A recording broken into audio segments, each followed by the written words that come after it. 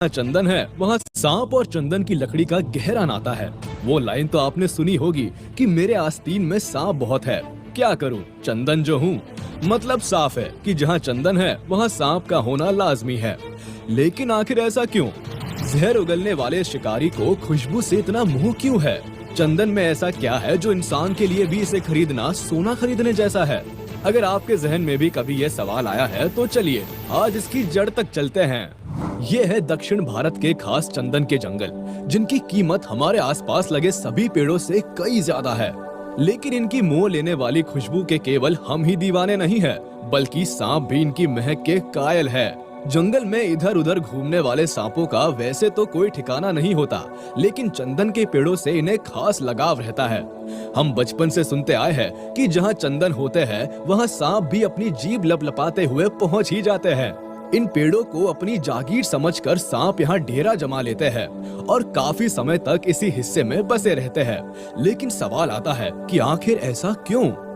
भला सांप के लिए इस पेड़ की क्या कीमत है?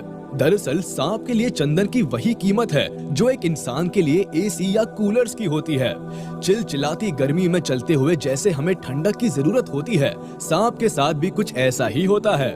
धरती पर शुरुआत से रहने वाली ये प्रजाति असल में कोल्ड ब्लडेड स्पीशीज है, जो ठंडे इलाकों में ही रहती आई है।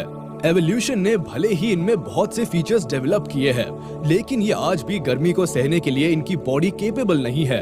इन्हें लाखों सालों से ठंडी और अंधेरी जगहों पर रहने की आदत है।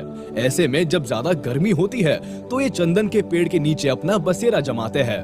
दरअसल चंदन का पेड़ काफी ठंडा होता है। इसके निचले हिस्से में सांप को आराम मिलता है। ऊपरी हिस्से पर ज्यादा धूप पड़ने की वजह से वो थोड़ा ज्यादा गर्म होता है।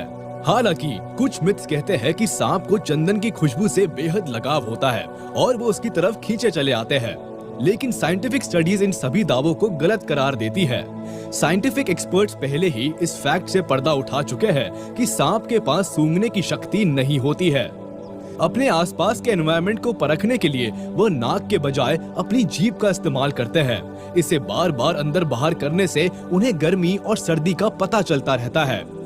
ऐसा करके वह केवल चंदन ही नहीं बल्कि तालाब, नदी और कुएं जैसे ठंडे इलाकों का भी पता लगा लेते हैं, ताकि वहां अपने लिए शिकार कर सके और वही आराम से रह सके। रोशनी और गर्मी से इन्हें थोड़ी ज्यादा परेशानी होती है। आमतौर पर ये गर्मी में ही चंदन के पेड़ के नीचे अपना घर बनाते हैं और मौसम बदलते ही दूसरी जगहों पर चले जाते हैं। चंदन के अलावा कई बार ये रजनीगंधा, रात रानी और चमेली के पेड़ों पर भी रहना पसंद करते हैं। अब बात करें चंदन के पेड़ की, तो ये बिल्कुल कीचड़ में खिले